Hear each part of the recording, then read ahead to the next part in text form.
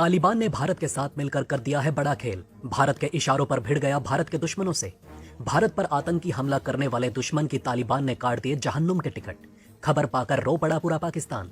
अफगानिस्तान से सैकड़ों तालिबानी पहुंचे पाकिस्तान। जंग का हो चुका है ऐलान। पाकिस्तान में चारों तरफ से शुरू हुए खूनी हमले। तहरीक लब्बैक ने पाकिस्तान को दिए सिर्फ 24 घंटे। उसके बाद शुरू हो जाएगा मौत का खेल। पाकिस्तानी सेना ने खड़े किए हाथ, लिखी चिट्ठी। उन्हें सिर्फ एक वक्त की रोटी नसीब हो रही है। पाकिस्तानी सेना के अंदर खत्म हो चुका है राशन। दोस्तों, भारत के पड़ोसी देश अफगानिस्तान, जिस पर तालिबान का शासन है, वहां से एक ऐसी खबर आई है जिसे सुनकर भारत में दिवाली मनाई जा सकती है। तो वहीं पाकिस्तान में इस खबर को सुनकर मातम मनाया जा रहा है। दरअसल कहा जा रहा है कि भारत के कहने पर तालिबान ने भारत के दुश्मनों को ठोक दिया। भारत के कहने पर तालिबान ने दुश्मन को मार दिया है कि नहीं, अभी तो ये जांच का विषय है। उधर पाकिस्तान में ये खबर तूफान पैदा कर रही है। पाकिस्तान की मदद से अफगानिस्तान की धरती तक पहुंचा तालिबान अब पाकिस्तान से मुंह मोड़ चुका है। उसे इस वक्त सिर्फ और सिर्फ भारत की दोस्ती की जरूरत है। वहीं इसके अलावा जो पाकिस्तान की सेना भारत पर हमले करवाने के लिए आतंकवादियों को ट्रेनिंग दे रही थी, वही आतंकवादी पाकिस्तान के सर चढ़कर नाच रहे हैं। अकल से पैदल हो चुके पाकिस्तान को कौन बताए कि जब घर में सांप पालोगे तो एक न एक दिन मालिक को डसेगा जरूर।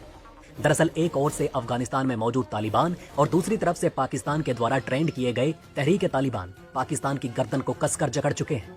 टीटीपी की ओर से कहा गया कि अब पाकिस्तान को नहीं छोड़ेंगे और सैकड़ों तहरीक तालिबान के लड़ाके अफगानिस्तान से निकलकर पाकिस्तान की ओर चल पड़े हैं। पाकिस्तान की मुश्किल यहीं तक नहीं है। पाकिस्तान के अंदर मौजूद तहरीक लब्बैक प्रधानमंत्री शहबाज शरीफ को सिर्फ 24 घंटे की मोहलत दे चुके हैं। अगर 24 घंटे में पाकिस्तान के अंदर पेट्रोल और डीजल के दाम कम नहीं किए गए तो वो पाकिस्तानी सरकार पर हमला बोल देंगे। क्या है पूरा मामला, आइए विस्तार से आपको बताते हैं। दोस्तों, पाई पाई के लिए मोहताज हो रहे पाकिस्तान को चारों तरफ से तबाही ही तबाही दिखाई दे रही है। एक तरफ अफगानिस्तान में मौजूद तालिबान और साथ ही तहरीक तालिबान और इसके अलावा पाकिस्तान में मौजूद तहरीक लब्बैक, तीनों पाकिस्तान के खात्मे के लिए बहुत तेजी से आगे बढ़ रहे हैं।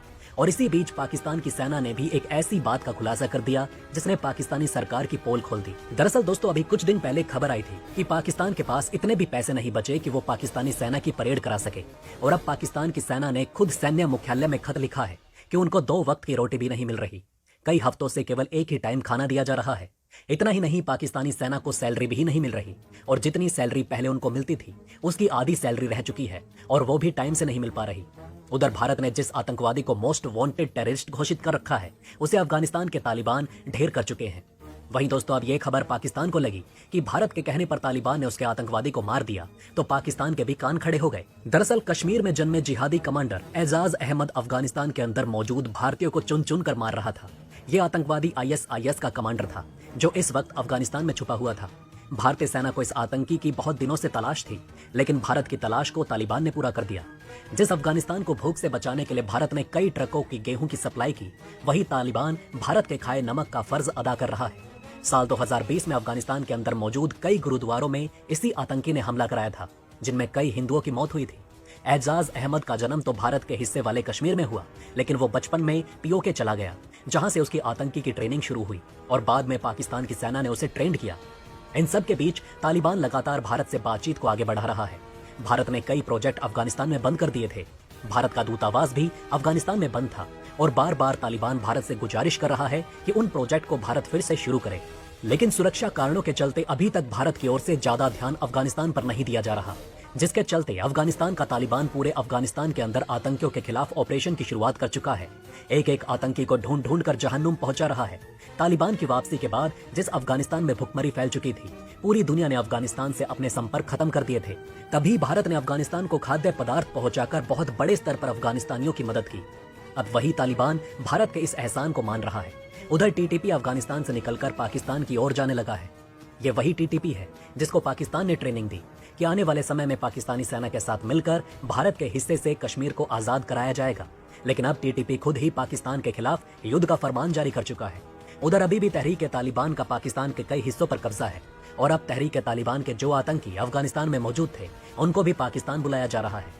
तहरीक तालिबान की ओर से कहा गया कि पाकिस्तान के अंदर ठीक ढंग से इस्लाम का पालन नहीं किया जा रहा है। अब उसे पालन कराने के लिए तहरीक तालिबान पाकिस्तान के खिलाफ जंग का ऐलान करेगा। उधर इन सब के बीच माना जा रहा है कि अगर पाकिस्तान में गृह युद्ध शुरू हुआ तो POK को एक झटके में भारत आजाद करा सकता है। तो दोस्तों, ये थी इस वीडियो की पहली खबर। अब आइए आपको भारत और रूस से जुड़ी एक और महत्वपूर्ण खबर के बारे में बताते हैं, जिस खबर ने अमेरिका और ब्रिटेन में खलबली मचा रखी है। दोस्तों, भारत अब एक ऐसा स्टेप उठाने जा रहा है जो आसमान में चल रही धीमी गति की हवा को तूफान में तब्दील करने वाला है। दरअसल भारत की बढ़ती आत्मनिर्भरता का नतीजा, जिससे आज दुनिया के कई देश अपनी पूरी प्रोडक्शन यूनिट को भारत में स्थापित कर रहे हैं। कभी एक वक्त ऐसा हुआ करता था जब भारत फ्रांस, अमेरिका जैसे देशों से तकनीक ट्रांसफर करने की बात करता था, लेकिन ये कभी भी राजी नहीं होते थे। लेकिन अब भारत की आत्मनिर्भरता की ताकत की गूंज इस कदर शोर मचा रही है, जिसे देखकर अब वही सभी देश रूस, अमेरिका, फ्रांस भारत से अपने हथियारों का निर्माण करवाना चाहते हैं। अपाचे हेलीकॉप्टर का प्रोडक्शन पहले ही भारत में शुरू हो चुका है, तो रूस अब अपने पैसेंजर सुखोई विमान का प्रोडक्शन यूनिट भारत में शुरू करने के लिए भारत से डील कर रहा है। रूस फाइटर जेट के अलावा पैसेंजर विमानों का निर्माण करता है, लेकिन पश्चिमी देशों के प्रतिबंध के चलते बड़े स्तर पर इसका निर्माण अभी तक रूस नहीं कर सका, और अब रूस एयरबस और बोइंग को टक्कर देने के लिए भारत का साथ मांग रहा है। दरअसल दोस्तों, आपको बता दें कि रूस अपने सुखोई सुपर 100 की सभी टेक्नोलॉजी भारत को ट्रांसफर करना चाहता है और बड़े पैमाने पर इसका प्रोडक्शन करना चाहता है। 2008 में रूस इस सुखोई सुपर 100 के प्रोडक्शन की शुरुआत कर चुका था और अभी तक इसके केवल 229 यूनिट प्रोड्यूस किए गए हैं। ये विमान बोइंग और एयरबस की टक्कर के विमान है, लेकिन रूस पर लगे सैंक्शन की वजह से इसका एक्सपोर्ट अभी तक नहीं किया जा सका। तो अब रूस चाहता है कि इन प्रतिबंधों को बाईपास करने के लिए इसका प्रोडक्शन भारत में हो और भारत में ही इसका एक्सपोर्ट दूसरे देशों को किया जाए। वहीं रूसी कंपनी का कहना है कि भारत पहले से ही सुखोई लड़ाकू विमानों का उपयोग कर रहा है। इसके चलते भारत में प्रोडक्शन यूनिट की स्थापना की जा चुकी है, तो भारत के साथ मिलकर लड़ाकू विमानों के अलावा पैसेंजर विमानों का निर्माण भी किया जाएगा। यही सब वजह है कि भारत और रूस की दोस्ती दुनिया के कई देशों में सुनामी की तरह उफान मार रही है। बहरहाल दोस्तों, आपकी क्या राय है? क्या भारत को रूस के इस ऑफर को एक्सेप्ट कर लेना चाहिए? कमेंट सेक्शन में जरूर बताएं, और साथ ही वीडियो पसंद आई हो तो वीडियो को लाइक और चैनल को सब्सक्राइब करना ना भूलिएगा।